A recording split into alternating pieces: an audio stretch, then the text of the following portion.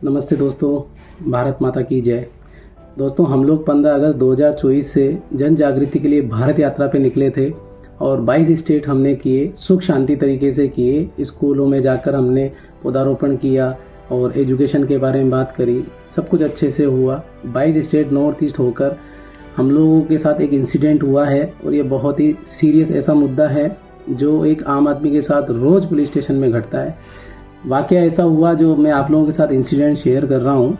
हम लोग तिरुमला बालाजी के दर्शन करके नीचे की ओर आ रहे थे और चेन्नई की तरफ हम जा रहे थे। हमारी यात्रा आगे की ओर बढ़ रही थी तो अचानक एक बाइक सवार आता है और हमारे कांच के पास, जो मेरा बेटा लेफ़्ट साइड पे बैठता है, मैं ड्राइव करता हूँ, वहाँ पे आता है और हमें पूछता है हिंदी और तेलुगु।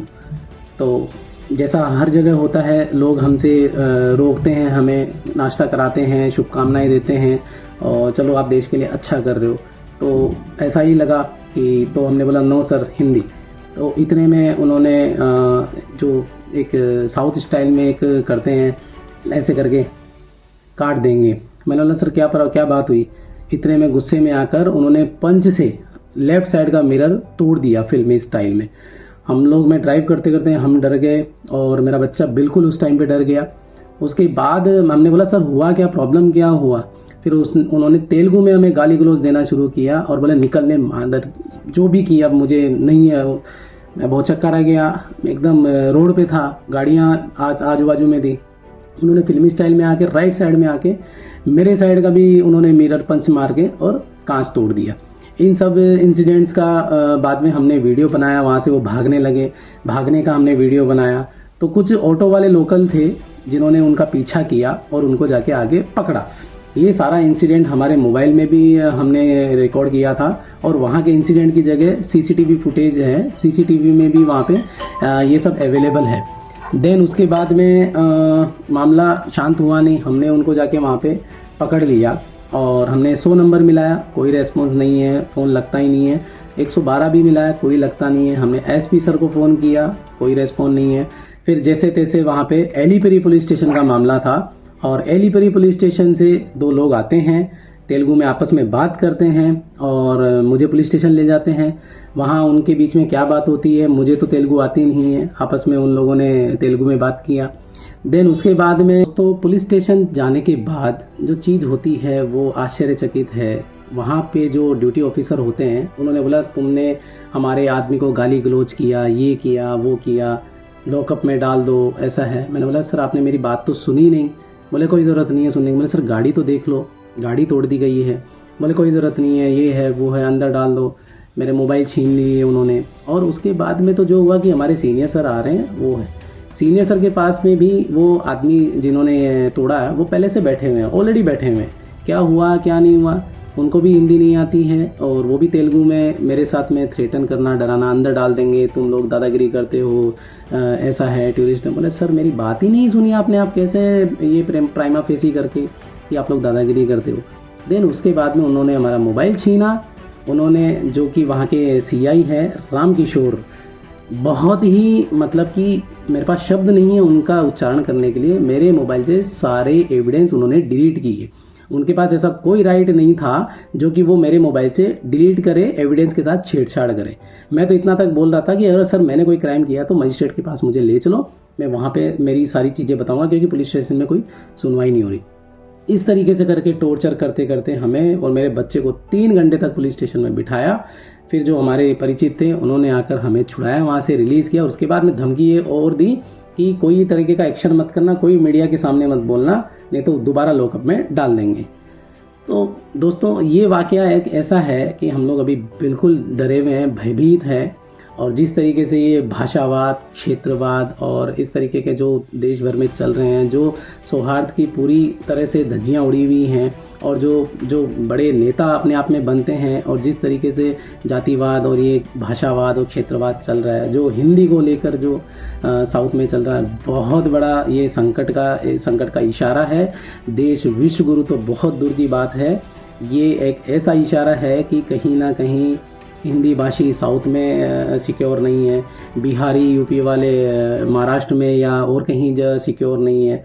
ये एक ऐसा माहौल हो गया है, डर का माहौल, कि अपने ही देश में लोग डर डर के जी रहे हैं।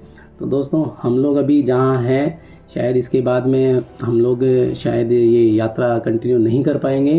तो हमारी हाथ जोड़ के राजस्थान सरकार और महाराष्ट्र में, मैं मुंबई में रहता हूँ, महाराष्ट्र सरकार से मेरी विनती है कि हमें यहाँ से बचाइए। हमें कोई जन जागृति नहीं करनी, हमें कोई यात्रा नहीं करनी। इस देश में कुछ नहीं हो सकता अच्छे के नाम पर। तो हमें यहाँ से बचाइए, और हम जिस जगह हैं, हमें कोई तरीके की यात्रा कंटिन्यू नहीं करनी। हमें नहीं चाहिए कोई जन जागृति। हम दोनों की जान की बांधे पड़े हैं। हम साउथ में हैं, अभी चेन्नई में हैं। हमें यहाँ से ले जाइए, हम राजस्थान या महाराष्ट्र जाके अपनी बची हुई ज़िंदगी निकालेंगे। और इन सब मामलों में पुलिस वाले तक मिले हुए रहते हैं। हम जाते हैं हमारी रक्षा के लिए, हमारी सेफ्टी के लिए पुलिस के पास।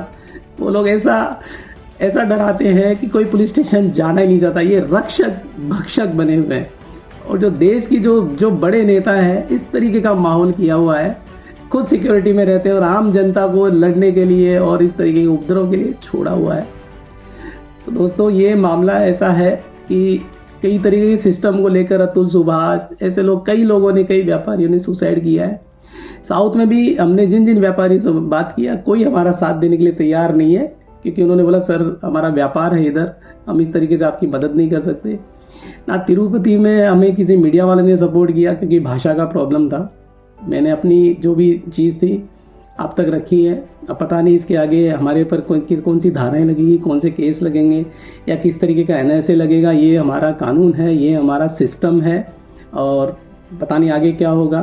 और हाँ, इन 7 महीनों की यात्रा में कुछ अच्छे पल भी हैं और कुछ बुरे एक्सपीरियंसेस भी हैं, जो कहीं ना कहीं विश्व गुरु भारत को बनाने में हर्डल्स हैं, जिस ओर कोई ध्यान नहीं दे रहा। मेरे अनुभव हैं ऐसे कि जहाँ जिस ओर ध्यान देने की सख्त से सख्त और अति आवश्यक ज़रूरत है, नहीं तो हम अखंड भारत की कामना करते करते चिल्लाते रह जाएंगे। और जो बचा हुआ जो भारत है आज, मौजूदा भारत, वो भी इतने खंडों में हो जाएगा, इतना खंडित हो जाएगा कि आज तक इतिहास में ऐसा नहीं हुआ था। जो मैंने अनुभव किया है, जो मेरे पास एक्सपीरियंस है, मेरे साथ इतने इंसिडेंट हुए, मैंने कभी भी कोई रिवील नहीं किया कि मेरी यात्रा एक सौहार्द की यात्रा है, एक जनजागृति यात्रा है, और मैं इसको स्मूथली ख़त्म करना चाहता हूँ।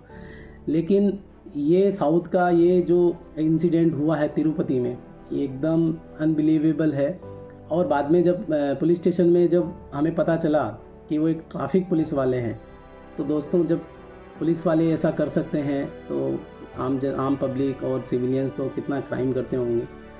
तो न्यायालयों से भी कोई उम्मीद नहीं है, पुलिस स्टेशनों से कोई उम्मीद नहीं है। यहाँ ऐसे ही इंसान घुटेगा, मरेगा स्ट्रेस में, और किसी को कुछ फ़र्क नहीं है, कोई किसी चीज़ का नहीं है। यहाँ पे पुलिस वाले भी सरेआम रोड पे गाड़ियाँ तोड़ दे रहे हैं, और पूरा ऐसा मैनिपुलेशन करके CI सीनियर इंस्पेक्टर एविडेंस को डिलीट कर देते हैं डरा के।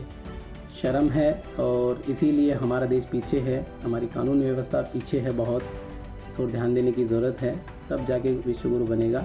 और हाँ, मैं हमारे गृह मंत्री अमित शाह जी से कहना चाहूँगा कि जो जहर हमारे देश में इस टाइम घुला हुआ है, ये कहीं ना कहीं हमें गृह युद्ध की ओर ले जा रहा है। इस ओर ध्यान दीजिए। और हाँ, हमारे प्रधानमंत्री मोदी जी से हम एक चीज़ की और गारंटी मांगते हैं।